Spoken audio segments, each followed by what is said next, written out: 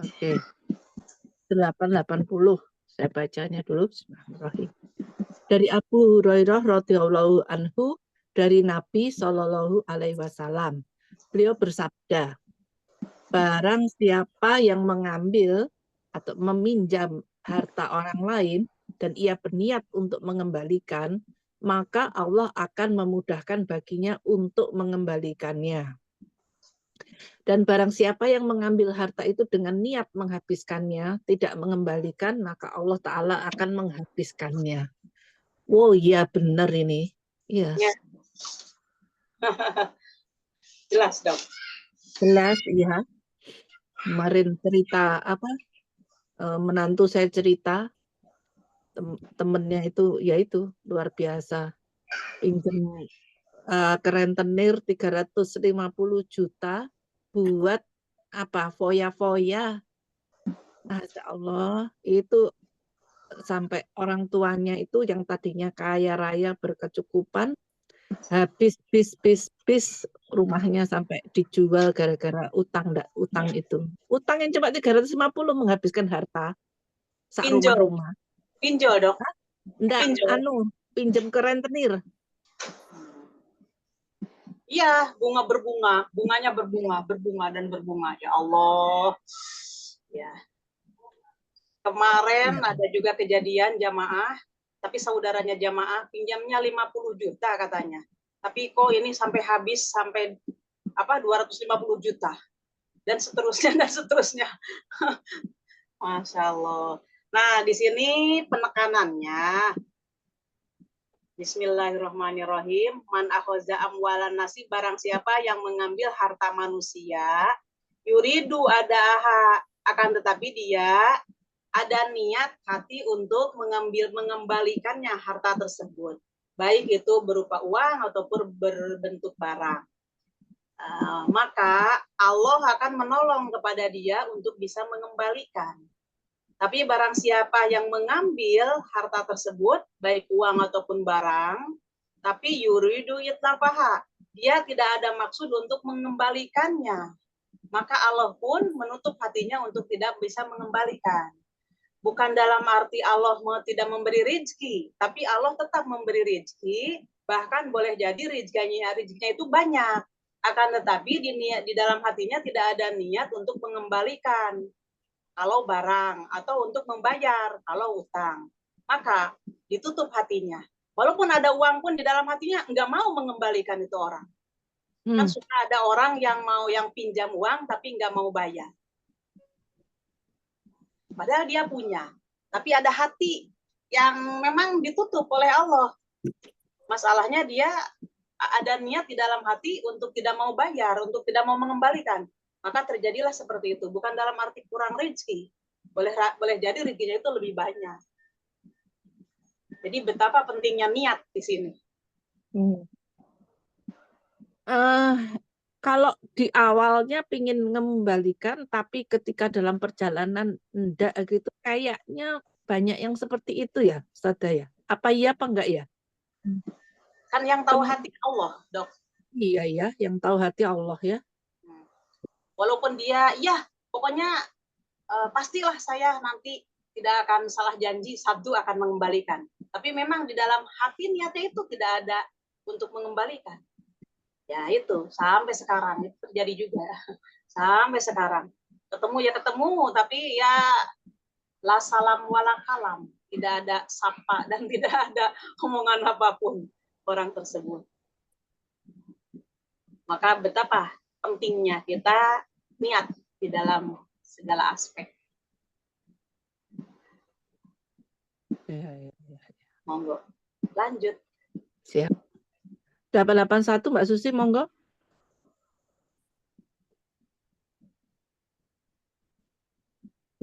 Ya, maaf, ini tadi guling.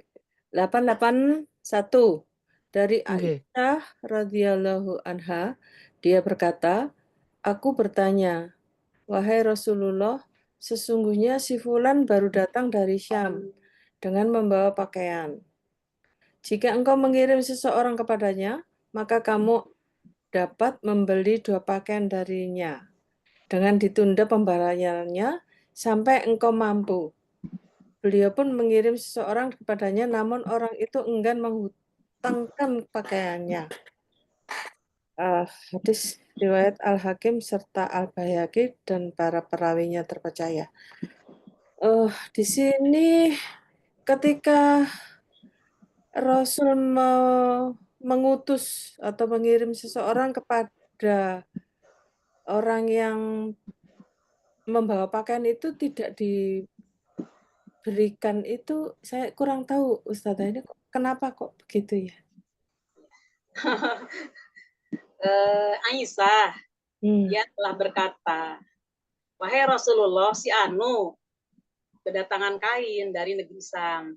Alangkah baiknya jika Paduka Tuhan kirim orang kepadanya, maksudnya diutus seseorang buat mengambil barang tersebut, 2 kain sebagai utang buat dibayar nanti kalau kita sudah ada uang untuk membayar. Nah, ketika dikirim orang itu kepada orang tersebut, maka orang yang punya barang itu tidak mau menghutangkan kepada Rasulullah.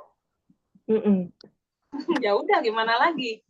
Kalau mungkin si orang itu niatnya saya jualan tapi nggak mau ada yang utang gitu, kan suka ada. Iya.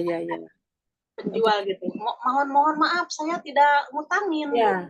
tapi ini saya minta cash gitu, boleh jadi ya. gitu. Apakah ini berarti semacam tidak percaya begitu, atau memang tipikal orangnya itu yang tidak mau dibayar dihutangi gitu ya, Ustaz? Ya, yang tadi yang saya terangkan, boleh jadi orang ini bukan tidak percaya kepada Rasulullah, karena Rasulullah itu udah pasti insya Allah jujurnya, takwanya, dan nggak pernah utang tidak dibayar gitu pasti. Tapi orang ini mungkin niatnya saya jualan tapi nggak mau ada yang utang gitu mungkin. Bukan di balik hukum ini berarti kita ngutang boleh asal mau bayar.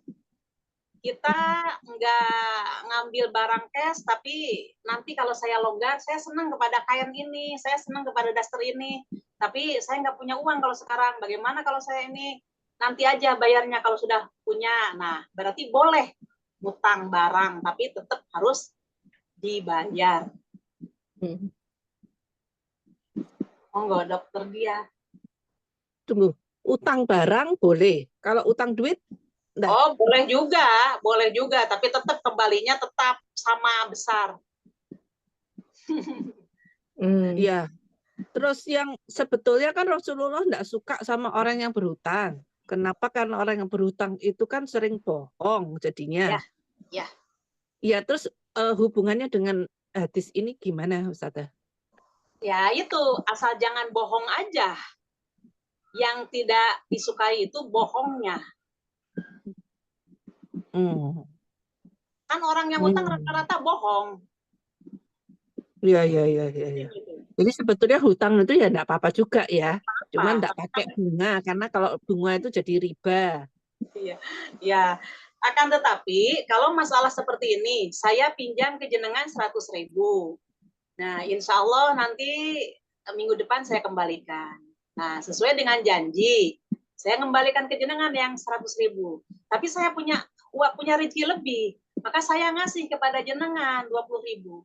Dok, ini saya kembalikan yang 100.000, tapi saya ada rezeki ini untuk jenengan. Itu bukan riba, karena waktu akan pertama tidak ada transaksi untuk jenengan minta dikembalikan bagi apa saya sebanyak itu, enggak. Kalau itu boleh.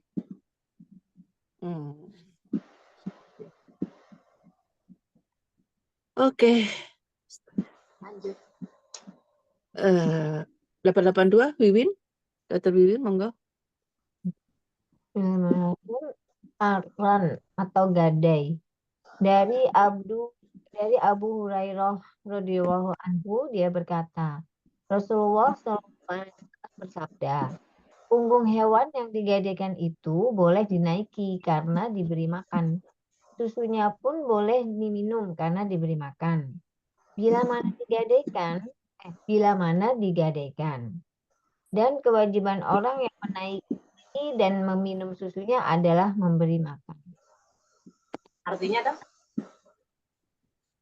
Maksudnya kalau ada orang digadaikan tuh maksudnya dia menitipkan barangnya itu, tapi dia dikasih pembayaran atas barang yang dititipkan itu.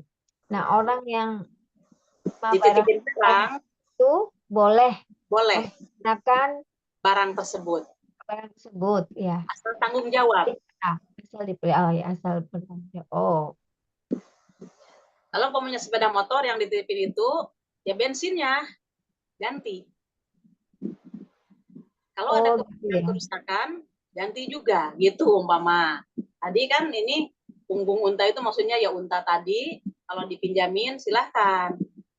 Kemudian susunya diperah pun silahkan, tapi diganti, maksudnya si unta itu dikasih makan oleh kita, dikasih apa sajalah yang dibutuhkan oleh Dipelihara ya, supaya tetap hidup gitu ya. hidup dan tetap mengeluarkan air susunya, gitu. Ada enggak hadis kelanjutannya umpama hewannya ini terus mati, atau kalau itu berupa sepeda motor terus misalnya hilang atau rusak begitu, hadis petunjuknya ada nggak itu apa yang harus dilakukan? Yang mengganti adalah yang tadi yang meminjam tadi, yang dititipin. Kalau itu tidak, kalau dia menggunakannya sampai umpamanya kok waktu dipinjamkan kan tidak ada masalah, tapi begitu sudah dipakai oleh yang dipinjamin tadi berarti ada masalah, harus tanggung jawab. Nah, kemudian kalau masalah binatang itu mati itu bagaimana? Tadi akadnya kan dia hanya nitip. Ya kalau itu mungkin kembalinya kepada takdir, nggak bisa dia untuk menggantikan karena orang tersebut memang hanya menitipkan saja.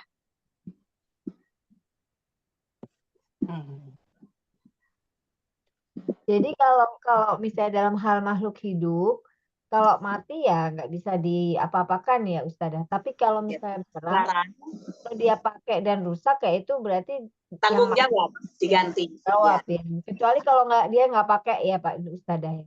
Iya, kalau nggak pakai kok itu rusak sendiri, ya saya tidak nyentuh, tidak apa. Ya tanggung jawab yang punya barang, karena waktu dipinjamin kan nggak dicobain, nggak diapa gitu mamanya. Yang dititipin nggak diapa-apakan. Enggak.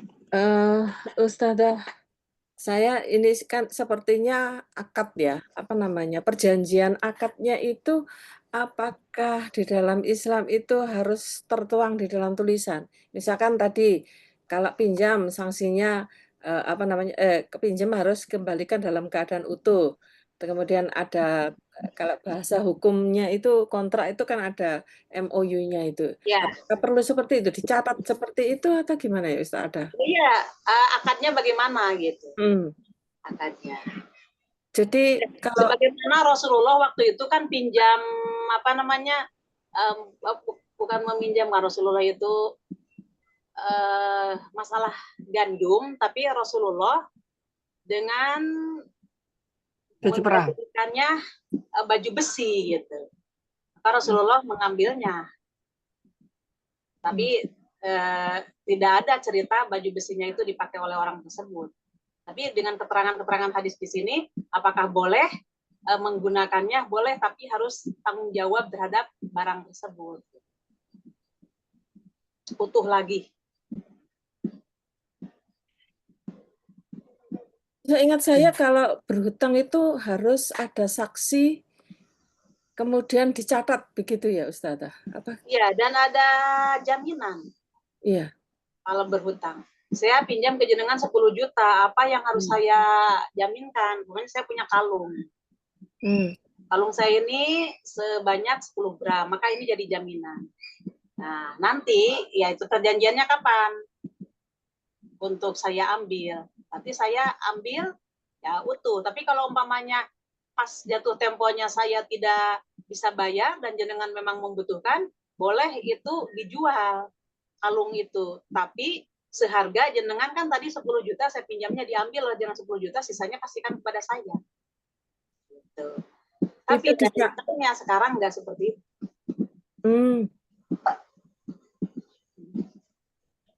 Iya, maksud saya kita sebagai Muslim ingin menjalankan hukum-hukum Islam itu hal-hal semacam itu kewajiban atau hanya saran saja, Ustazah?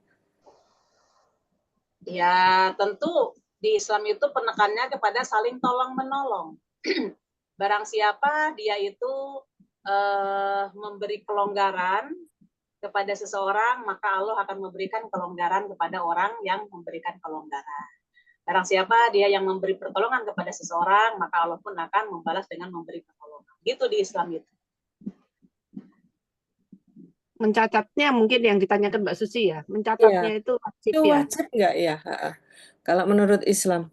Oh, wajib, harus ada saksi juga gitu kan? Ya. Harus ada saksi juga. Karena masalahnya boleh jadi dua belah pihak ini memorinya lagi, maka diingatkan. Ya ada di dalam surat Al-Baqarah tentang hal jual beli kalau nggak salah. Utang piutang juga begitu, Ustazah ya? Harus ada akad dan perjanjiannya ya? Itu, utang piutang. Kecuali kalau jual beli yang cash itu tidak ada saksi pun tidak masalah. Ya. Saksinya berapa, Ustazah? 2, laki-laki. Kalau tidak ada laki-laki, perempuan 2, laki-laki 1. Kalau tidak ada laki-laki, dua-duanya berarti perempuan 4. Oh, perempuan 4, Masya Allah. Ya, 1 berbanding 2. Oke. Monggo, Dokter Dia lanjut. Dokter Wiwin. Iya. 883. Dokter Ana, monitor? Ya, bisa. Oke. Bismillah. Darinya dia berkata, Rasulullah SAW bersabda, barang gadaian tidak menutup pemilik yang menggadaikannya. Keuntungannya untuknya dan kerugiannya menjadi tanggungannya. Hadis riwayat Al-Daraqutni dan Al-Hakim. Para perawinya terpercaya, namun mahfuz atau kuat menurut Abu Dawud dan lainnya adalah mursal. Nggak paham ya Us, minta dijelaskan aja. Barang gadaian tersebut kan kalau mau digunakan, silahkan digunakan. Kalau umpamanya di situ ada yang menguntungkan bagi yang dititipin, ambil oleh yang dititipinnya. Tapi barang itu tetap utuh, gitu. Barang itu tetap utuh. Nanti kalau umpamanya yang punya mengambilnya, ya utuh seperti semula. Itu mananya. Yang penting bisa, yang artinya tetap bisa dipakai oleh yang dititipin. Ya, itu oleh aja, yang intinya seperti itu. Iya. Iya, Us. Paham. 884 dari Abu Rafi radhiyallahu anhu bahwasanya Nabi Shallallahu alaihi wasallam pernah meminjam unta muda kepada seseorang. Lalu sampai kepada beliau unta-unta zakat. Maka beliau menyuruh Abu Rafi untuk membayarkan unta mudanya. Abu Rafi berkata, saya tidak mendapatkan selain unta pilihan yang berumur 4 tahun. Kemudian beliau bersabda, bayarkanlah karena sebaik-baik manusia adalah orang yang paling baik dalam membayar hutangnya. Artinya? Jadi ini Rasulullah pinjam unta yang umurnya masih muda. Kemudian Rasulullah kedatangan unta-unta zakat. Maksudnya orang-orang yang membayar zakat unta, begitu kan? Betul, ya. Terus Rasulullah nyuruh Abu Rafi untuk membayar unta mudanya yang misalnya dulu itu umurnya misalnya 4 bulan.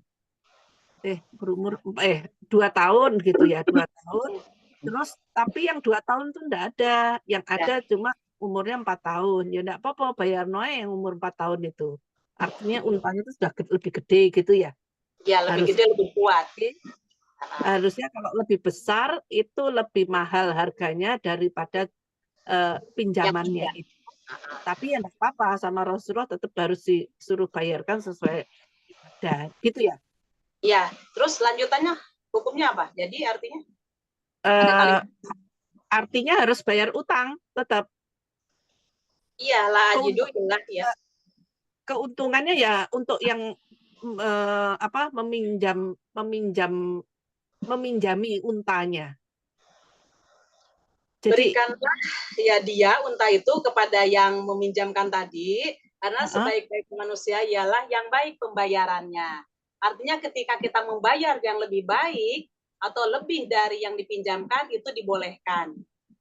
Asal jangan ada akad di awal. Kalau ada akad di awal, jenengan menuntut saya pinjam ke jenengan 100.000, dikembalikan harus 110. Nah, itu akad riba namanya.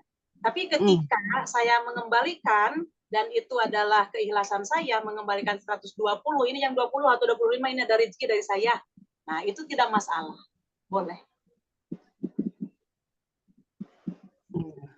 Kalau menurut pandangan saya, hadis ini sepertinya malah mewajibkan untuk melebihkan membayar hutang ya. Tidak wajib, tapi di sini Tapi sebaik-baik kan maksudnya, iya. Baik-baik manusia ialah yang baik di dalam pembayarannya. Kalau wajib berarti orang yang punya utang 100.000 harus itu yang bahaya. Dosa ya, maksudnya nanti terkena dosa ya. Kalau di sini itunya apa namanya? Anjuran. Anjurannya yang penting adalah ya lebih baik. Setiap orang kan ingin menjadi yang lebih baik ya. Lanjut. Mbak Susi 885. 885 dari Ali radhiyallahu anhu. Sorry. Yang mana? Udah 885 ya. 5 dari Ali radhiyallahu anhu, dia berkata, Rasulullah Shallallahu alaihi wasallam bersabda, setiap pinjaman yang menghasilkan manfaat adalah riba. Setiap pinjaman yang menghasilkan manfaat adalah riba. Ya, setiap pihak yang menarik faidah maka itu termasuk riba. Akad dari awal. Kalau tidak akad dari awal, kan tadi juga Rasulullah untanya kecil, dikasihkan unta besar. Tapi awalnya kan tidak ada akad. Gitu boleh. Ya itu yang diakadkan itu. Ya, silahkan pinjam. Ini beras saya ini, umpamanya rojo lele. Ya udah, nanti kalau umpamanya Anda pinjam, kembalikan kepada saya ini pin umpamanya gitu. Yang nggak boleh. Ada akad di awalnya itu yang tidak boleh. Lanjut. 886, 887 itu ya penjelasan. Ya redaksi aja ya. Sanadnya ya. Sanad. Lanjut ke judul baru. Bangkrut dan pencegahannya. Ya. Monggo, Dr. Bibin. Bab bangkrut dan pencegahannya. Dari Abu Bakar bin Abdurrahman, dari Abu Hurairah radhiyallahu anhu, dia berkata, kami mendengar Rasulullah Shallallahu alaihi wasallam bersabda, barang siapa yang mendapatkan hartanya masih ada pada seseorang yang sudah bangkrut, maka dia lebih berhak daripada yang lainnya. Gimana? Jadi kalau ada seseorang pinjam, kemudian dia bangkrut, tapi sebenarnya yang dia pinjam itu masih ada pada dia, maka orang yang meminjami itu yang paling berhak untuk dikembalikan, gitu. Untuk mengambilnya. Untuk mengambilnya. Ya. Iya. Maksud bangkrut di sini tidak bisa bayar lagi. Umpamanya jenengan ngambil pada saya ini furniture berbentuk apa ya, meja makan ya, umpama. Nah, umpamanya itu dicicil, meja makan itu 1 bulan berapa. Tiba-tiba nggak bisa bayar lagi. Ya mungkin dia itu di-PHK atau apa, umpama gitu. Nah, begitu saya cari ke rumahnya, loh itu ternyata masih ada. Saya yang berhak itu ngambilan barang tersebut. Walaupun dia sudah pernah bayar, belum Nah, lunas. bayarnya itu dikembalikan nantinya. Di Islam itu seperti itu. Jangankan hal seperti itu, DP pun harus kembali. Iya, kalau biasanya kita kalau DP hilang ya Ustazah. Iya, terutama di tanah, di rumah, di apa aja, tanda jadi. Nanti kalau nggak jadi itu hilang. Hilang Tapi DP-nya. Islam tidak mengajarkan gitu. Terus nanti ini kalau umpamanya hanya perjanjian ini terikat perjanjian, rugi dong saya. Coba kalau waktu itu dijual ke orang lain. Nah itu kalimatnya kalimat setan. Coba kalau waktu itu saya jual kepada orang lain. Seharusnya di Islam itu ya memang qadarullahnya saya diuji seperti ini gitu kan. Yang tadinya mau dapat untung sekarang kan malah nggak jadi. Ya mudah-mudahan dengan adanya memberikan kelonggaran kepada orang yang membatalkan tadi, nanti Allah mengganti. Harusnya gitu kan di Islam itu. Tapi kan banyak kalau di dalam bisnis itu tidak seperti itu. Iya.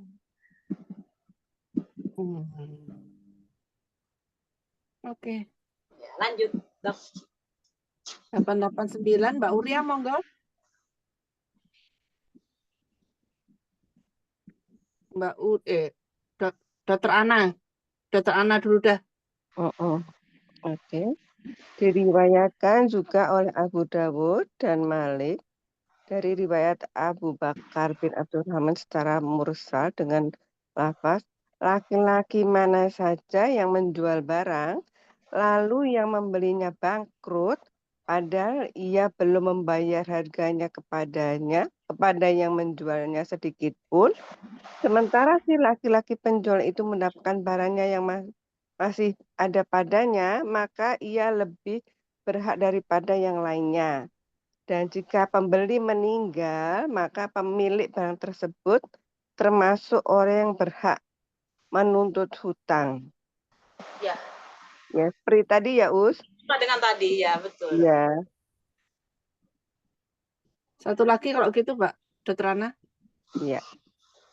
Dari Abu Dawud dan Ibnu Majah juga meriwayatkan dari riwayat Umar bin bin Haida, dia berkata, kami mendatangi Abu Hurairah radhiyallahu anhu untuk bertanya tentang kawan kami yang bangkrut. Maka ia berkata, sungguh aku akan memutuskan masalah kalian dengan keputusan Rasulullah SAW. Barang siapa yang bangkrut atau meninggal dunia, lalu seseorang menemukan barangnya ada padanya, maka yang lebih berhak terhadapnya daripada yang lain. Disahihkan oleh Al-Hakim dan didaifkan oleh Abu Dawud. Abu Dawud juga mendaifkan tambahan meninggal dunia. Seperti Sama tadi ya, Us. Iya, Ya. sama dengan tadi.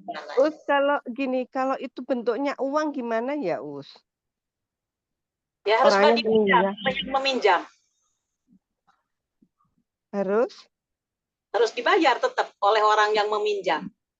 Kalau orangnya meninggal? Nah, orang yang meninggal ada saudaranya, ada keluarganya. Nanti diambilnya dari harta peninggalannya. Dia masih punya barang peninggalannya enggak? Nah, nanti umpamanya dia punya emas-emasannya ya dijual, berarti dikembalikan kepada orang yang dia menghutangi itu. Berapa harganya? Waktu itu dipinjamkan umpamanya, dia minjamnya kepada aku 10 juta. Ya dari yang ada peninggalan itu dibayarkan dulu. Maka ketika di dalam bab waris itu harta pusakanya itu jangan dulu dibagikan sebelum dia membayar hutang piutangnya dan membayar wasiatnya. Itu, Dok. Kalau minus, contohnya, orangnya itu, yang meninggalnya itu, gitu, nggak punya apa-apa, yuk 0 sama min, karena yang berutang banyak misalnya, dia itu gimana ya? Ada keluarganya, ada pihak keluarganya yang mau membayarkan hutang piutang tersebut, barangkali ada. Tapi kalau tidak ada, ya kebijaksanaan kita. Kebijaksanaan kita itu maksudnya apakah kita ini mau menunggu sampai di akhirat diadili oleh Allah atau kita mau mensedekahkan sekarang? Gitu ya. Kalau di hadapan Allah nanti yang ngutangin tidak akan bisa menerima uang lagi karena di sana sudah tidak ada pembayaran dinar, dirham atau rupiah, sudah tidak ada. nanti kebaikan dari orang tersebut sebanyak materi yang dipinjamin tadi diberikan oleh Allah kepada yang meminjamin tadi. Tapi kalau umpamanya orang itu tidak punya untuk mengembalikan kebaikannya, itu tidak ada maksudnya. Jadi orang yang diutangi itu tadi nanti menjatuhkan dosa-dosanya kepada orang yang berhutang tadi. Di hadapan Allah seperti itu. Tapi kalau kita bijaksana sekarang, udahlah sedekahkan aja. Nah, ketika disedekahkan, transaksinya sama kan dengan infak. Nanti oleh Allah itu diganti 1 berbanding 700 kebaikan. Yang kedua, dengan adanya mensedekahkan seperti itu, orang yang membebaskannya akan ditutupi oleh Allah dari api neraka. Dan diganti oleh Allah surga. Pilih mana gitu. Gitu, Dok. Iya, Us. Kalau kita mengikhlaskannya nanti gitu gimana ya, Us? Kalau dia sudah meninggal tak ikhlaskan gitu. Ada syarat. Iya, kalau nanti aja begitu ya apa ya Us ya. Nanti di akhirat gitu. Oh ya boleh, terserah. Itu hak kita. Cuman kan kita mau pilih mana? Ya pilih surganya Allah yang keriduan Allah, atau kita mau mengambil hak kita sebanyak umpamanya 10 juta, sebanyak 10 juta itu kebaikan. Ya Us. Oke, iya matur suwun. Tapi dalam Al-Quran, apabila kamu menginfakkannya itu lebih baik jika kalian mengetahui, kalimatnya itu. Apabila kalian menginfakkannya itu lebih baik jika kalian mengetahui. Gitu. Nah, mengetahuinya itu ya tadi yang saya sampaikan itu. Banyak keutamaan-keutamaan yang diberikan oleh Allah kepada orang tersebut. Tapi kan karena memang manusia itu pada dasarnya itu bakhil, kata Allah juga. Jadi mau transaksi sekarang disedekahkan rasanya berat, berat kan? Gitu. Iya. Ya. Iya, Us. Oke. Monggo, Dokter Dia. Bentar Ustazah. Saya barusan terlempar. Oh.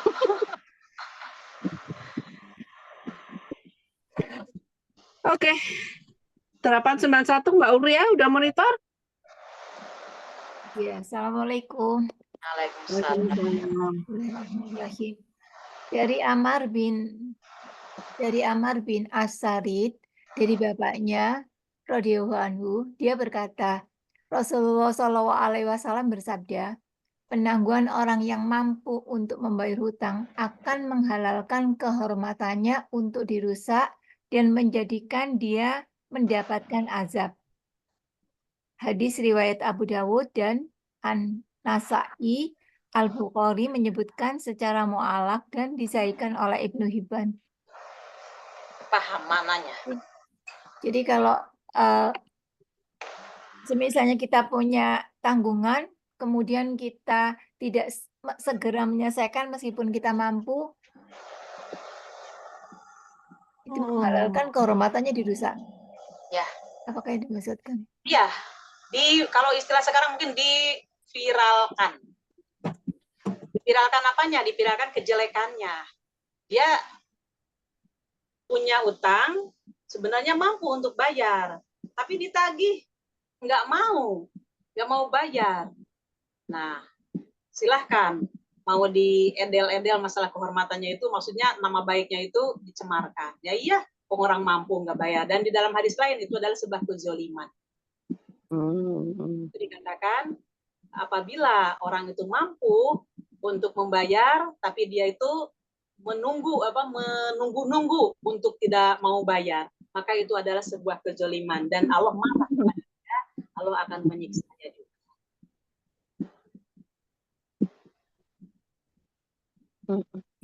Itu meskipun ya Ustazah, apakah dia lupa atau nggak lupa, nggak tahu ya. Makanya kalau kita yang diutangi tanya, loh, ini udah jatuh tempo gitu. Kok belum bayar? Oh iya saya lupa ya. Kalau umpamanya orangnya jujur, belum maaf ya gitu. Terus saya lupa. Nah, begitu diingatkan, kemudian dia bayar. Berarti memang lupa beneran. Tapi kalau umpamanya dia itu memang seperti yang tadi tidak mau bayar itu, terus diminta, padahal kita tahu dia itu mampu, dan kita itu malah belanja ABCD. Loh, kok ucapkan kepada dia belum bayar ya gitu. Perlu ditanyakan, ditagih. Kalau dia itu, nanti aja, nanti besok, lusa, dan lain sebagainya janjinya. Boleh dipiralkan orang itu. Bilangkan kejelekannya. Bukan membuka aib orang itu tidak baik ya Ustazah? Lain lagi, kalau aibnya secara pribadi, umpamanya di dalam hal aib apa ya, itu utang, masalah piutang kepada kita. Kalau aibnya itu dulu dia pernah apa gitu, kelakuannya jelek, pernah maksiat. Dia itu dulu pernah minum minuman keras loh, gitu kan. Maka nggak usah kita expose masalah amalannya itu. Udah tutupin aja, ya dulu, sekarang kan dia udah baik seperti itu. Nah, kita nggak boleh kalau hal itu. Barang siapa menutupi aib orang lain, maka Allah pun akan menutupi kesalahannya dia juga. Tapi kalau masalah utang piutang ini namanya ada korinah, ada kekhususan untuk orang yang seperti ini dibolehkan. Padahal perilaku netizen zaman sekarang itu sekali orang berbuat salah langsung dicari kesalahan yang dulu diundang. Nggak boleh berlebihan juga, hanya itu aja gitu yang berkaitan dengan. Masya Allah. Ya.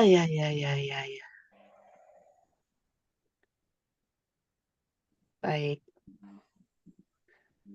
892 dari Abu Sa'id Al-Khudri, dia berkata, pada zaman Rasulullah ada seseorang yang membeli buah-buahan. Kemudian buah-buahan tersebut tertimpa musibah sehingga hutangnya menumpuk dan membuatnya menjadi bangkrut. Maka Rasulullah bersabda, bersedekahlah kepadanya.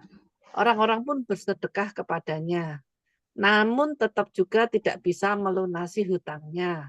Kemudian Rasulullah bersabda kepada orang-orang yang menuntut hutangnya, ambillah oleh kalian dan hanya itu bagian kalian. Oh, jadi kalau ada orang yang membeli buah-buahan, jadi misalnya ini dagang nih ya, terus ternyata buah-buahannya sebut ke enggak tumbuh gitulah. Terus jadi utangnya numpuk, bangkrut, jadi orang-orang itu diminta untuk bersedekah kepada orang yang bangkrut itu. Oh ya, itu termasuk mustahik ya, penerima zakat ya? Iya, dia berhak untuk menerima. Makanya di dalam ini yang gorim ya dok, mustahiknya mustahik gorim. Gorimnya itu orang yang berhutang. Jadi boleh kita membantu ketika kita mau mengeluarkan zakat. Nah, baitul mal atau zakat mal tersebut kita kasihkan kepada orang tersebut. Umpamanya ada tetangga yang hutangnya banyak, oleh pinjol, oleh apa gitu. Terus saya ini waktunya untuk zakat mal, maka dikasihkan kepada dia. Boleh. Atau saya tidak punya nisab untuk zakat mal, diajaklah di lingkungan itu. Kasihan loh dia ditagih gitu kan. Maka rame-rame untuk bersedekah, udah dapat berapa ya seadanya aja, kita udah berusaha kasihkan kepada dia. Tapi masih tetap umpamanya utangnya itu tidak mencukupi, ya seadanya seperti itulah yang diambil. Tapi mohon maaf, di zaman Rasulullah itu kan tidak dilaksanakan masalah riba dok. Jadi yang masalah itu sekarang ini pokoknya sudah ada, tapi ini riba dari ribanya yang tidak bisa dihindari. Kekeh mereka itu ambilnya, kan ininya berkembang dan ininya berkembang. Akhirnya ya repot juga kalau sekarang. Kalau di zaman Rasulullah itu nggak begitu. Jadi umpamanya ya udah itu adanya segitu. Nah, kalau udah ada segitunya, segitu berarti orang yang dihutangi tadi itu boleh jadi menghalalkan gitu. Udahlah halal. Tidak dilaksanakan riba. Jadi umpamanya loh tinggal 100.000 lagi dia nggak bisa bayar, nanti akhirnya berkembang boleh jadi bisa 1 juta dari 100.000 itu. Kalau sekarang, kalau zaman Rasulullah tidak ada. Terus ada tadi apa? Yang gorim itu apa tadi? Gorim itu berutang, orang yang punya utang. Membantu kepada orang yang punya utang. Kan itu mustahik zakat itu gorim. Iya. Oke. Ya, paham Ustazah. Ya, lanjut. 893 Mbak Susi, monggo. 893 dari Ibnu Ka'ab bin Malik dari bapaknya radhiyallahu anhu bahwasanya Rasulullah Shallallahu Alaihi Wasallam pernah mencegah atau menahan harta Mu'adz dan menjualnya untuk melunasi hutangnya. Hadis riwayat Daruqutni dan disahkan oleh Al-Hakim, diriwayatkan oleh Abu Daud secara mursal. Ini keterangan saja ya Ustazah. Jadi di sini Rasulullah pun pernah menjual barang orang yang berhutang tadi ya, berarti di sini. Ya, Rasulullah Shallallahu Alaihi Wasallam telah tahan harta Mu'adz dan jual dia buat bayar hutangnya. Karena Rasulullah itu sebagai kepala negara, boleh jadi kalau itu hartanya Mu'adz dijual, mungkin Mu'adz tidak punya apa-apa sama sekali. Jadi ditangguhkan dulu untuk membayar hutang, maka mungkin dari hal-hal yang lain nanti bisa kalau sudah berkembang hartanya Mu'adz, boleh jadi bisa dibayar. Jadi ini ada penangguhan. Karena yang memutuskan itu adalah kepala negara. Kebijakan Rasulullah saat itu ya. Iya, jujur semuanya. Ya. Dan orang yang dihutangi juga kan bisa sabar gitu kan. Iya. Baik. Lanjut 894 Dr. Wiwin.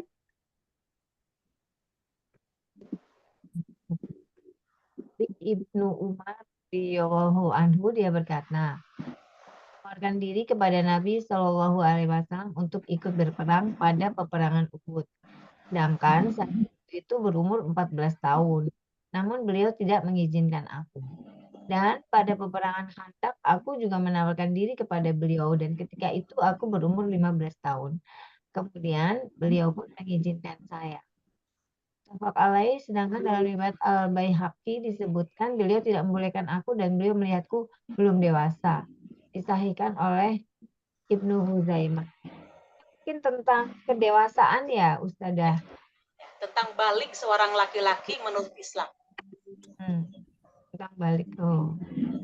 Jadi 15 tahun ya kira-kira ya Ustazah. Laki-laki, untuk laki-laki 15 tahun. Laki-laki. Untuk perempuan dari menstruasi itu ya. Iya.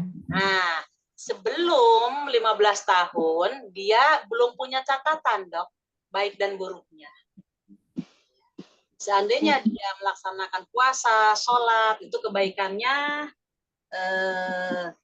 diterima oleh orang yang mendidiknya, oleh orang tua. Karena dia nggak punya catatan. Tapi begitu dia sudah punya catatan, go masalah ibadah-ibadahnya. Karena didikan sebelum balik sudah matang dalam melaksanakan ibadah.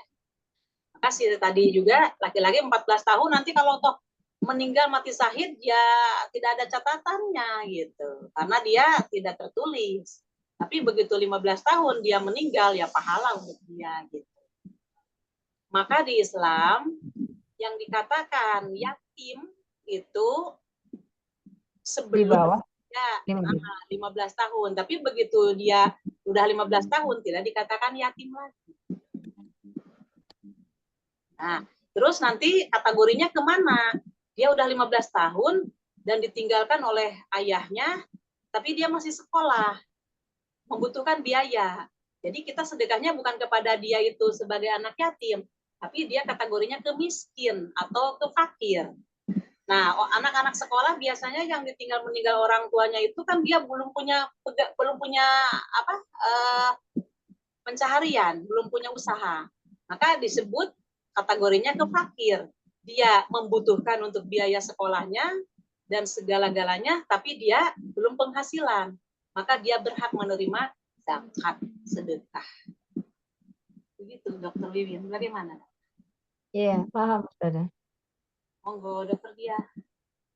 Oh, jadi hadis ini masuk di bab bangkrut dan pencegahannya itu dalam rangka penentuan pemberian zakat ya. Ya. Ya. Kalau misalnya mimpi basahnya itu sebelum 15 tahun itu misalnya mimpi basah umur 13 tahun gitu atau 14 lah begitu, 14 sudah mimpi basah itu sudah balik atau tetap 15 tahun ukurannya?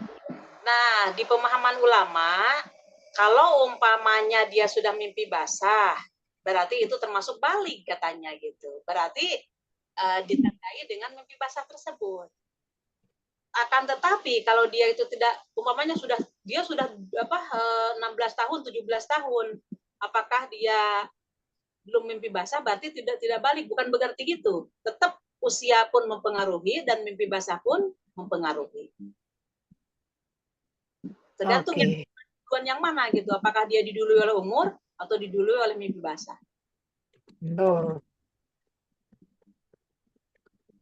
Oke. 895 Dokter Mbak Susi sudah ya tadi ya? Sudah, baru Iya. Dokter Ana?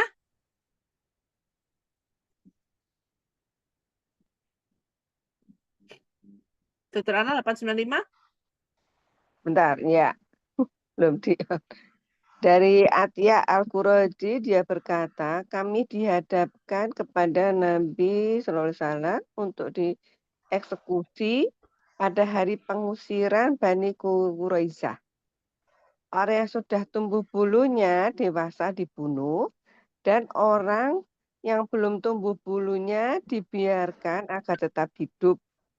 Aku termasuk yang belum tumbuh, maka aku dilepaskan. Hadis riwayat 4 orang imam dan disahkan oleh Ibnu Hibban serta Al-Hakim. Jadi dikatakan sahih sesuai syarat Al-Bukhari Muslim. Mungkin yang dewasa yang dibunuh ya Us. Ya. Yang masih di bawah itu tidak dibiarkan hidup. Jadi di sini siapa-siapa yang belum tumbuh, maksudnya belum tumbuh, mohon maaf, kemaluan. Ya.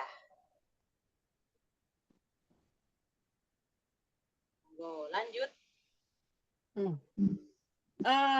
Tapi tumbuh bulu kemaluan ini bukan ukuran ini ya. Ini hanya pada saat orang mau dibunuh apa enggak ini ya, bukan ukuran dewasa ya. Ukuran dewasa itu tadi umur 15 atau sudah mimpi basah ya. Iya, tapi boleh jadi mungkin sekarang ini karena hormon-hormonnya, pengaruhnya, segala-gala dari gigi-giginya kan cepat. Di bawah 15 tahun kadang-kadang sudah ada yang tumbuh ya, Dok. Ya. Nah, maka dari itu kembalinya ke 15 tahun aja kalau masalah ikut perang.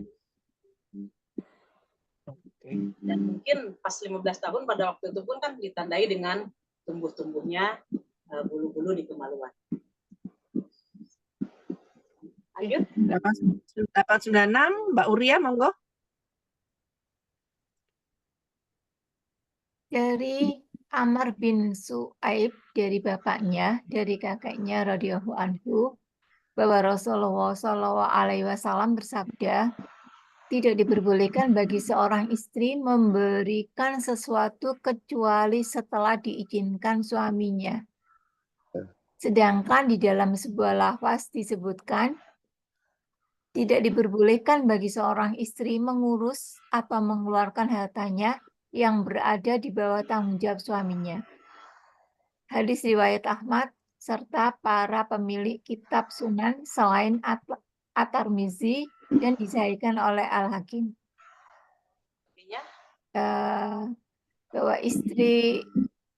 Bahwa seorang istri ini kalau minta izin ke suami, ridho suami.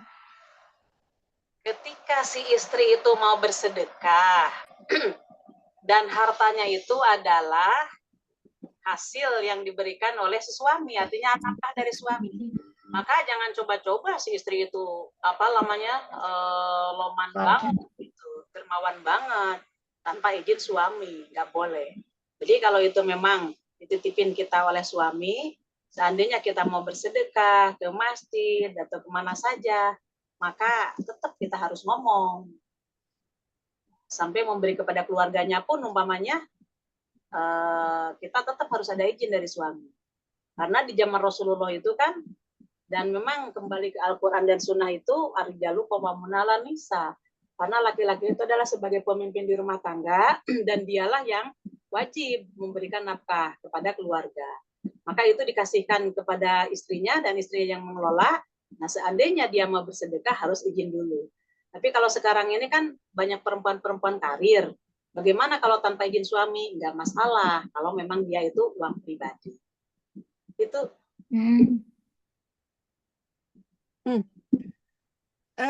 Bukannya ada apa hadis yang boleh menyedekahkan, ya misalnya gini lah, makanan nggak habis gitu loh, tapi dikasihkan orang tanpa izin suami ya tetap nggak boleh kah?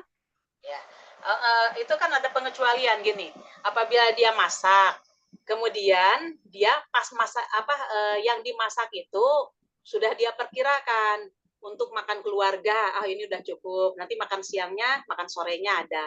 Tapi ini sayur lodeh ini kan banyak, maka saya mau mewadahin 2 mangkok kepada tetangga kanan kiri. Nah, itu boleh, asal jangan, kalimatnya di dalam hadis, jangan sampai merusak rumah tangga.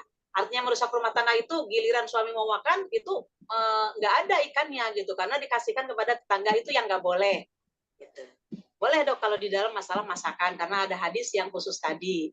Bahkan gini, si suami mendapatkan pahala karena dia yang mencarikan nafkah, si istri karena dia itu kan yang memasak, si pembantunya, asistennya itu mendapatkan juga sama karena dia itu yang menjaganya. Boleh kalau seperti itu, hal-hal yang berkaitan dengan masalah masakan. Oh. Dengan syarat, nah itu tidak merusak. Oh, dalam hal masakan. Kemudian sekarang ini banyak yang ambil contoh baju-baju. Baju-baju sudah numpuk banyak begitu. Setahun tidak dipakai seperti itu, kalau mau diberikan sama orang tetap harus izin ya? Kalau itu sudah terpakai, ya paling tidak kan kita ngomong dulu aja, Mas ini saya pakaian ini banyak, alangkah lebih baiknya ya saya keluarkan. Oh ya udah terserah kayak gitu. Ngomong seperti itu lebih baik. Ya. Oh.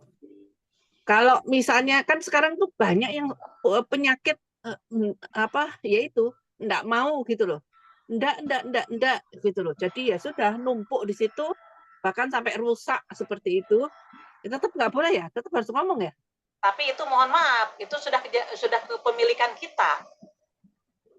Sudah jadi milik kita. Walaupun itu yang membelikan ada suami.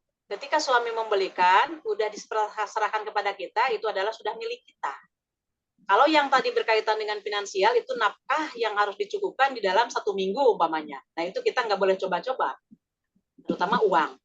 Kalau tadi barang yang sudah kita pakai, ini saya sudah banyak ini umpamanya. Kita punya perkiraan, kalau saya ngomong suami, pasti ini suami tidak mengizinkan gitu umpamanya.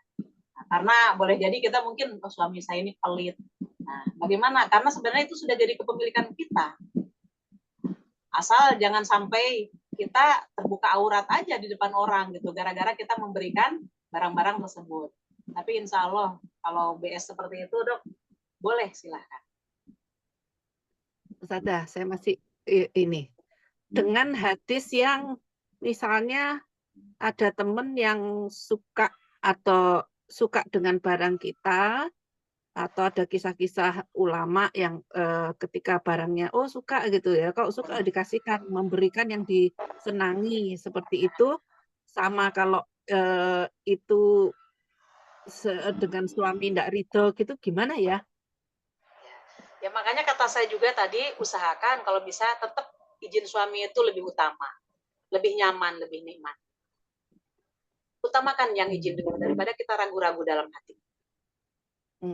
Oh, Itu tidak bagi kita perempuan ya. Tapi kalau bagi lelaki itu kalau misalnya seorang lelaki terus mau mengamalkan hadis, oh ya kalau ada barang yang seneng disenengin temennya langsung dikasihkan gitu nggak apa-apa ya?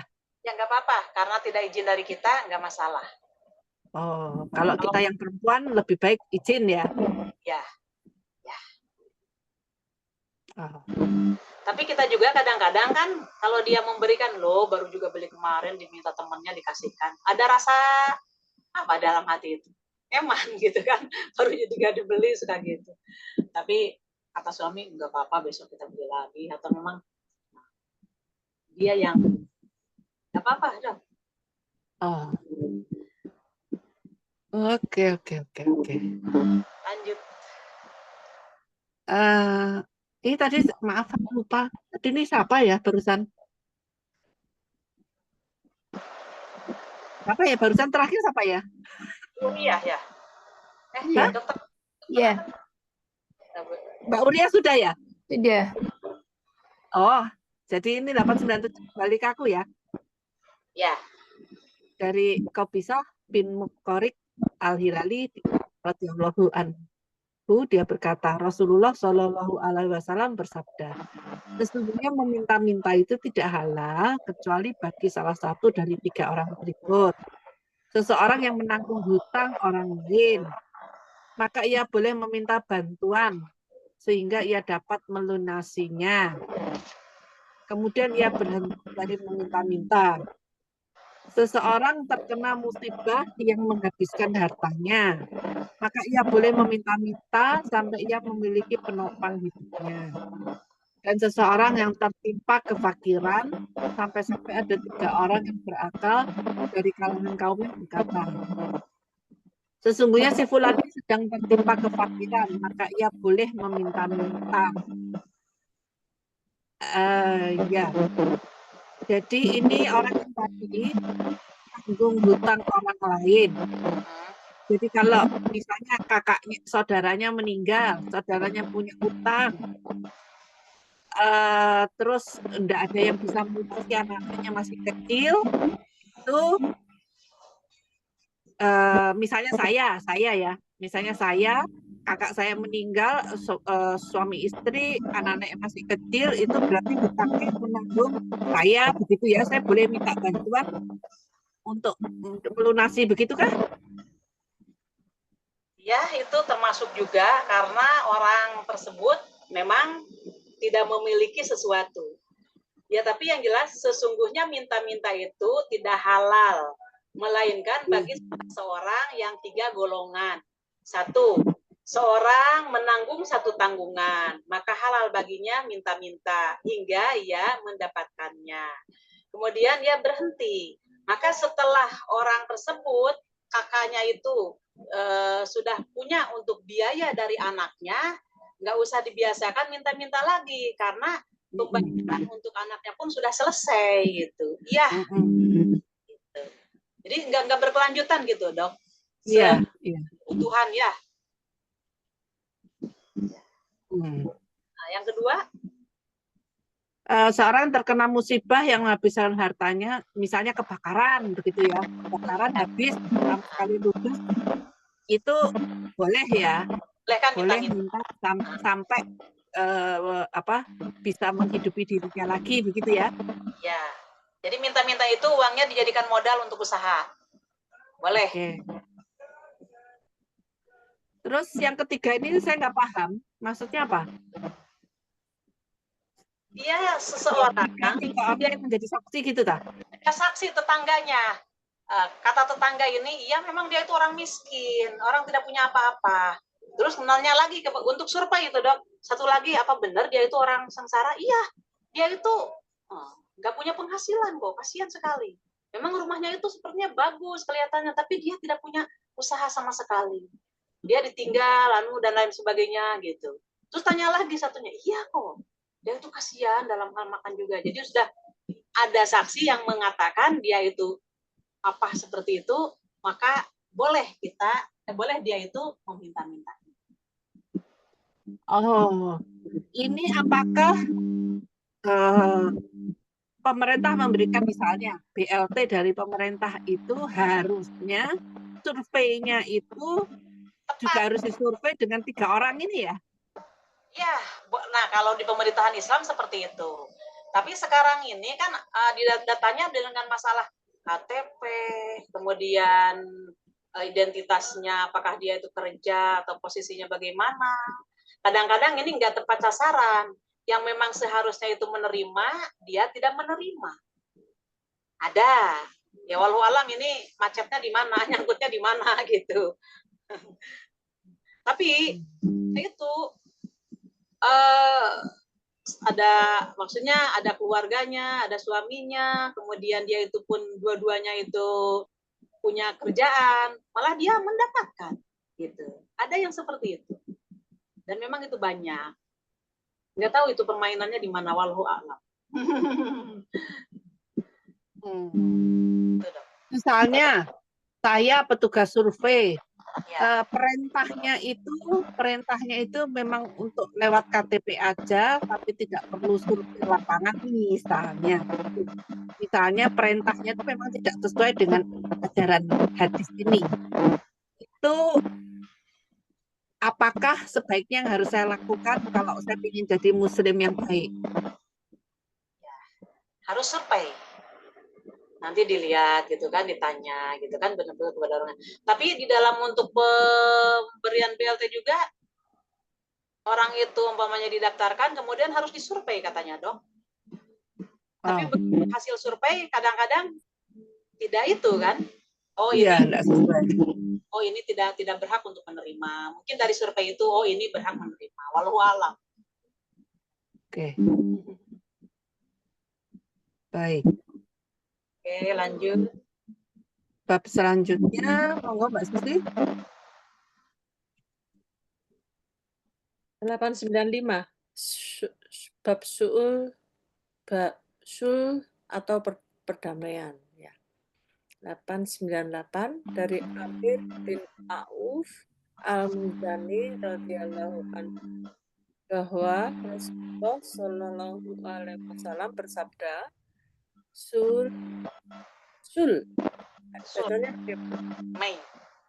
perdamaian itu boleh dilakukan di antara kaum muslim kecuali yang mengharamkan yang halal atau menghalalkan yang haram. Dan kamu ikuti syarat-syarat mereka, kecuali syarat yang mengharamkan yang halal atau menghalalkan yang haram. Hadis riwayat At-Tirmizi dan dia mensahihkannya. Sedangkan para ahli hadis tidak berpendapat dengan beliau karena perawinya yang bernama Kasir bin Abdul Bakir bin Auf itu dhaif. Mungkin At-Tirmizi mensahihkannya karena melihat hadis ini mempunyai banyak jalan periwayatannya. Ini diceritakan perdamaian tentang apa ya Ustazah? Apakah dalam keadaan perang atau maksudnya hutang piutang gitu? Perdamaian di sini yang berkaitan dengan halal, umpamanya ada suatu kelompok yang dia itu menghalalkan padahal itu haram. Contohnya kalau di dalam kelompok bunda-bunda itu arisan PKK, arisan kampung. Di situ suka ada jual 1, 2, 3 itu apa ya? Kupon. Nah, itu. Yang kedua, ada koperasinya. Yang apabila dipinjam 100.000, maka mengembalikannya sekian persen dari 100.000 tersebut. Sudah mematok seperti itu. Nah, berarti itu nggak boleh kita itu damai-damai saja. Ya udah ACC aja umpamanya satu kampung itu. Padahal di situ muslim semuanya. Nah, maka itu nggak boleh. Gitu. Itu Bu Susi di antara contohnya. Karena itu haram. Jual kupon kan, beli kupon 1.000 dapat 3, nanti ada hadiahnya soklin kayak gula pasir kayak dan lain-lain sebagainya. Itulah yang dikatakan judi. Beli nomor itu. Kemudian orang yang meminjam untuk kebutuhan bayar sekolah atau belanja apa-apa, pinjam 100 terus kembalikannya 110. Nah, nanti di akhir tahun penutupan dari arisan itu, maka dari hasil pembayaran dari anggota ke anggota tersebut dibagikan hasilnya. Itu sama-sama di situ namanya Menghalalkan yang haram. dosa parti. Ini berarti kan ya, Ustazah, kecuali pernikahan ya. Pernikahan itu kan asalnya laki perempuan haram, lalu dinikahkan menjadi halal. Bukan itu ya, Ustazah? Ya, itu kan sudah sebuah hukum yang memang itu wajib gitu kan, untuk menghalalkan yang berlainan dengan jenis atas persetujuan dan atas syarat tertentu. Itu udah pasti gitu. Cuman yang tadi asulhu jaizun itu kalau kita ada mendamaikan tentang apa selain itu umpamanya ayo kita untuk memperbaiki jalan ini, kalau umpamanya dibiarkan nanti itu kita pun ya sulit, maka ayo kita iuran. Nah, berarti kan itu halal, ya kita berapaan, kemudian itu dipakai untuk perbuatan jalan, perbaiki jalan, ya begitu Bu Susi. Bagaimana Dokter Dia? Iya. Oh, ya kalau enggak tahu hadis gini ya bahaya ya. Arisan-arisan itu dulu kan banyak yang macam-macam gitu, kayaknya oke-oke aja. Ya Allah. Iya, ya, Ustazah. Nanti Iya. kalau melihat seperti itu, Dok, di kampung, di apa atau teman gitu, kasih tahu, Dok, amar ma'ruf di situ, memerintah kepada kebaikan, mencegah dari kemungkaran. Jangan dibiarkan. Oh, dosa gitu. Kalau nggak tahu gimana ya, Kalau dulu-dulu sih biasanya di perkumpulan atau apa itu kan ada memang Kak timban pinjam. Kan masih ada itu tadi kembalian sekian. Itu atas kesepakatan bersama pun juga nggak boleh ya, ya? Boleh, karena itu adalah menghalalkan yang haram. Tapi kalau sudah lewat dan memang kita belum tahu pada waktu itu, mohon ampun aja kepada Allah, bertobat, tidak lagi, dan melihat seperti itu kita mencegahnya. Kemudian kita banyak bersedekah dan beramal soleh. Insya Allah itu akan menutupi kesalahan kita yang memang betul-betul kita tidak tahu. Itu Dokter Andi. Ya. Kalau ya hadis yang tempo hari Ustazah kirim itu, kalau kita sudah umur 60 tahun, Allah tidak menerima alasan kalau kita bilang, waduh maaf Allah saya nggak tahu ya. Itu masalahnya. Ada batasan umurnya ya. Selama 60 tahun dipakai apa itu di dunia? Kok sama sekali nggak pernah buka Al-Quran gitu. Nggak pernah bertadabur Al-Quran, dipakai apa saja gitu itu umur 60 tahun itu. Itu Dok. Ya. Kita mengenal diri. Siapa diri ini? Siapa saya ini? Yang mengenal. Ya. Ustazah. Alhamdulillah kita dapat hidayah. Oke, lanjut. 900. Dokter Wiwin, monggo. Abu Hurairah radhiyallahu anhu bahwasanya Nabi Shallallahu alaihi wasallam bersabda, janganlah seorang tetangga mencegah tetangganya untuk menancapkan kayu di temboknya. Lalu Abu Hurairah berkata, mengapa saya melihat kalian paling darinya? Demi Allah, saya akan melempar kayu-kayu itu ke atas pundak kalian. Maksudnya, ini seorang tetangga akan menancapkan kayu temboknya sendiri gitu ya.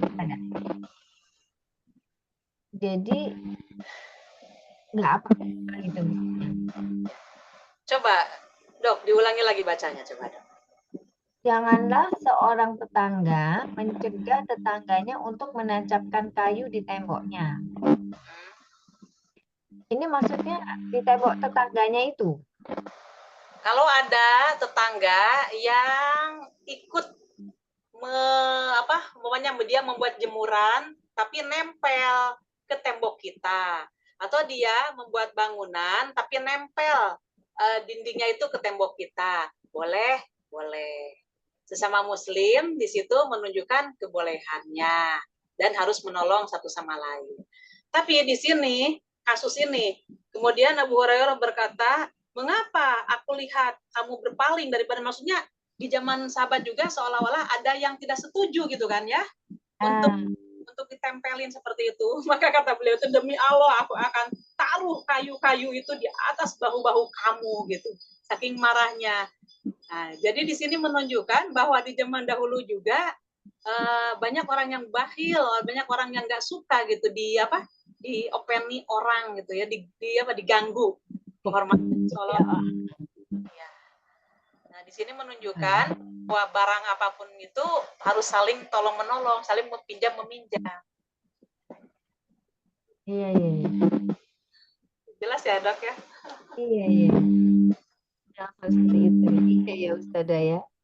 Ada yang nggak boleh ya, ada yang nggak membolehkan ya. Julid ya, kafir.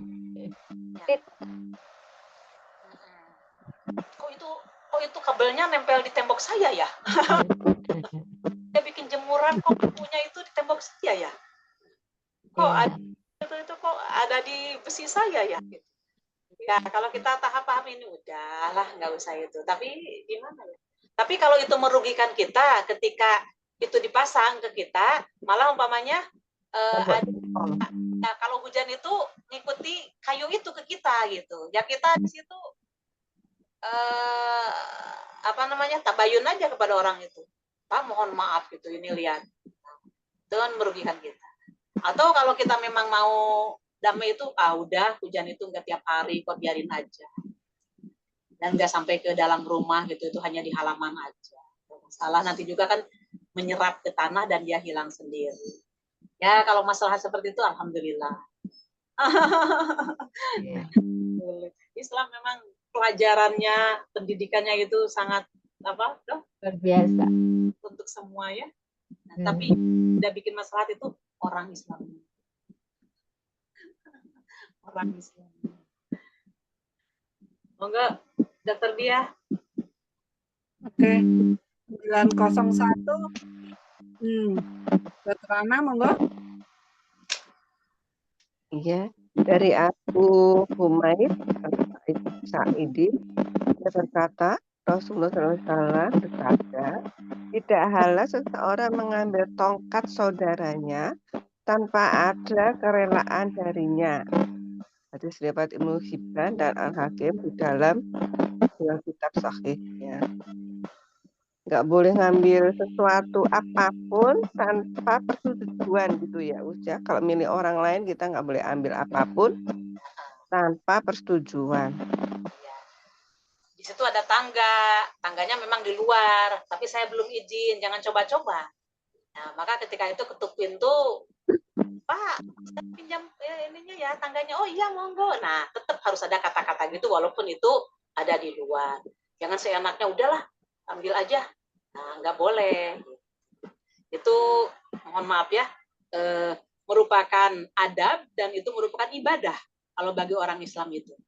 Ya, jangan sampai kita menyinggung perasaan orang dengan mempergunakan hartanya dia. Padahal kita tidak mencuri, hanya pinjam aja, tapi tidak izin. Gitu. Nggak boleh. Hebat ya Islam. Gitu dong. Ini kalau gini, kasusnya tuh kalau barang kita dipinjam orang, tidak kembali dalam kondisi nggak baik, rusak misalnya gitu, kita minta pertanggungjawaban tapi orangnya nggak mau, cuek, itu kayak apa ya Usya? Oh, dosa itu yang tadi, berarti dia tidak tanggung jawab. Kan tadi masalah ini gadai-gadai tadi itu kan meminjamkan pinjam, harusnya kan tanggung jawab. Waktu dia pinjam kan utuh, tapi begitu dikembalikan kok rusak. Dia yang meminjam tanggung jawab karena dia sudah mengambil manfaatnya dari barang tersebut. Yang nggak ngaji orang itu, Dok. Diikhlaskan akhirnya ujung cerita biar nggak ribut. Kalau bijaksana seperti itu alhamdulillah. Tapi kalau kita kepada orang lain karena kita sudah paham, Jangan sampai orang lain itu bercerita, gitu ya dok? Iya, iya, Iya. Kalau misalnya darurat, Ustazah, misalnya ada orang jahat gitu, terus kita kejar, terus ada pas di depan kelihatan ada tangga di luar gitu untuk menghalangin gitu, itu tetap nggak boleh ya? Oh, kalau darurat seperti itu insya Allah dibolehkan. Bahkan untuk semua warga, untuk keamanan pribadi, keamanan warga itu boleh. Nanti setelah itu dipergunakan oleh kita, ngomong kepada orangnya, mohon maaf tadi saya pinjam tangga tanpa izin. Karena ada kasus gini begini. Insya Allah orang itu malah setuju. Wah, alhamdulillah, ya gunakan aja. Nah, pasti seperti itu kalau orangnya baik. Boleh dok, namanya juga. Oh, iya. Untuk menyelamatkan misalnya kebakaran apa kayak gitu boleh ya? Ya. Oke. Siap. Bab baru pemindahan hutang dan jaminan. Monggo Mbak Uria.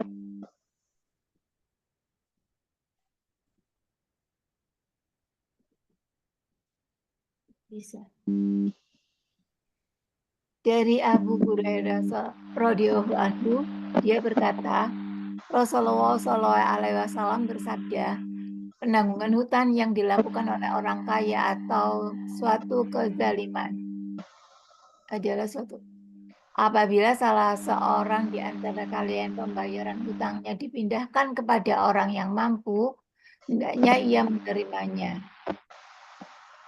Baik alai, sedangkan di dalam riwayat Ahmad, barang siapa yang pembayaran hutangnya dipindahkan, hendaknya ia mau dipindahkan. Oh, maksudnya gimana ini?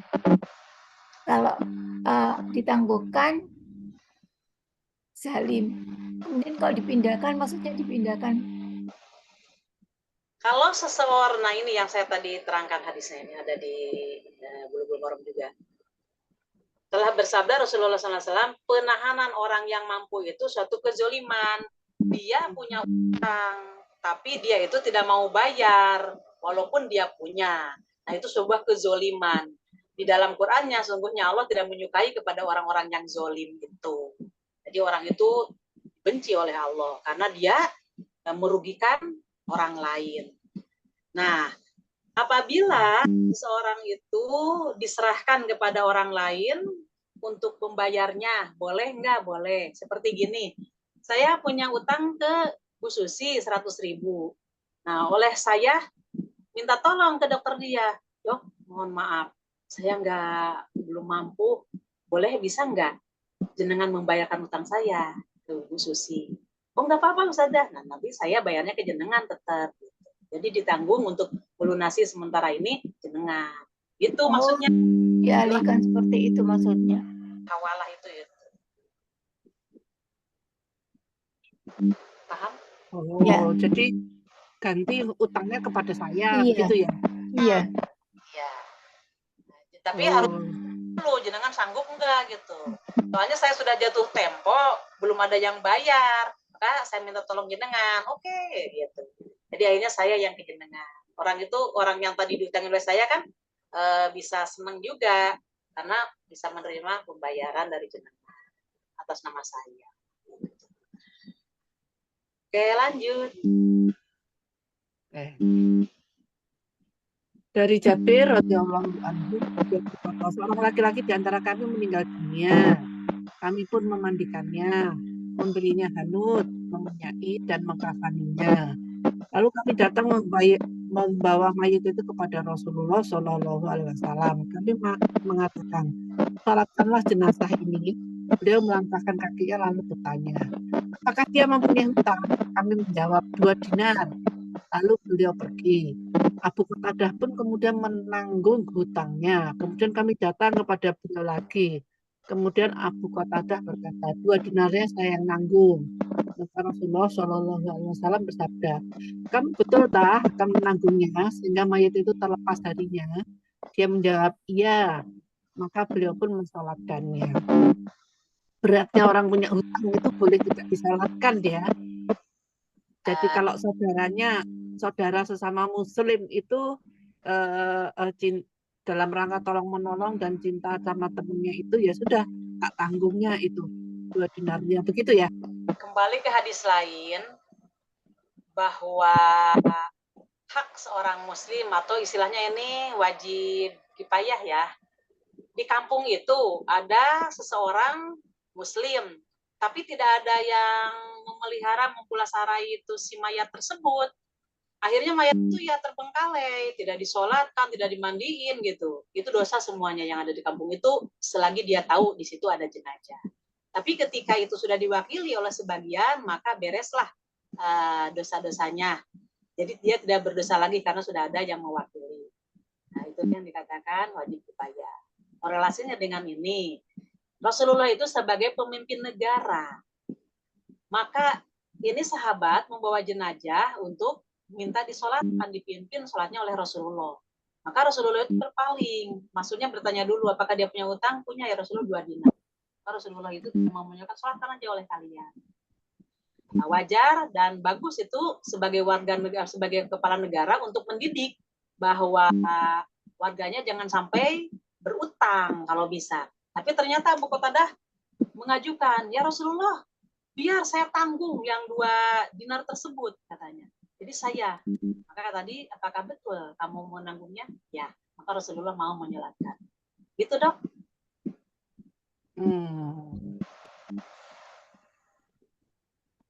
Nggak mungkin ya kalau satu kampung itu nggak ada yang mau, saking bencinya kali sama orang itu, sembuh sakarepmu gitu loh.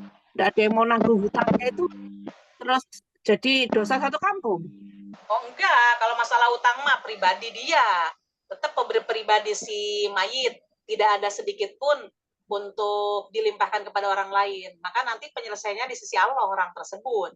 Cuman masalahnya penyelesaian untuk mengurus jenazah itu harus ada yang memandiin, kayak gitu kan, mengkafani dan menguburkan. Yang jadi dosa adalah kalau tidak di pulasara tersebut, dok, gitu. Oh alah, jadi mengurus sampai menguburkannya kecuali misalnya punya hutang itu nggak usah disolatkan gitu ya? Bukan itu mananya. Jadi enggak masalah dibiarkannya gitu. Cuman kan kalimatnya gini, hak muslim itu kan memelihara tadi, mempulasarai tadi. Maka itu kalau ada yang sudah mewakili, yang lain tidak ikut dosa. Tapi kalau itu jenazah terbengkalai, semuanya ikut dosa selama orang itu tahu di situ ada jenazah yang dibiarkan. Iya, paham itu. Tapi yang kalau misalnya orang ini punya hutang terus nggak ada yang mau menanggung, enggak masalah, tetap aja disolatkan kewajiban kita. Nah, cuman tadi kan masalahnya Rasulullah sebagai kepala negara. Kalau umpamanya di sini ada pemimpin apa namanya itu ormas. Nah, beliau ini dia pemimpin ormas, kemudian dikatakan dia punya utang, kata pemimpin ormas. Oh iya punya, ya udah kamu aja yang nyolatin. Ya wajar umpamanya pemimpin ormas mengatakan seperti itu. Karena beliau itu untuk mendidik keluarganya, ya usahakanlah kalau kalian mau disolatkan oleh atasan kita, oleh pemimpin kita, jangan utang. Oh, paham. Ya, yang pimpin sholat itu bukan Rasulullah, tapi orang lain gitu ya. Oh, siap Ustazah, paham. Terima kasih Ustazah. Ya, lanjut. Sudah habis Ustazah, waktunya maksudnya. Alhamdulillah, mudah-mudahan apa yang kita pelajari oleh Allah dijadikan sebagai ilmu yang akan membawa barokah dan manfaat untuk kehidupan kita dan sampai kita. Dan mudah-mudahan kita mendapatkan ampunan dari Allah dan mendapatkan rahmat. Rabbana la tuzigh ba'da idh hadaitana wa hab lana min ladunka rahmah innaka antal wahhab subhanakallahumma wa bihamdika asyhadu an la ilaha illa anta astaghfiruka wa atubu ilaik. Rabbana atina fid dunya hasanah wa fil akhirati hasanah wa qina adzabannar. Wassalamualaikum warahmatullahi wabarakatuh. Waalaikumsalam warahmatullahi wabarakatuh. Ya, saya pamit. Terima kasih. Assalamualaikum, maaf lahir batin. Waalaikumsalam. Waalaikumsalam warahmatullahi wabarakatuh. Langsung ditutup Pak Susi. Ya. Terima kasih. Oke, terima kasih. Semua. Ya, saya akhiri. Assalamualaikum warahmatullahi wabarakatuh.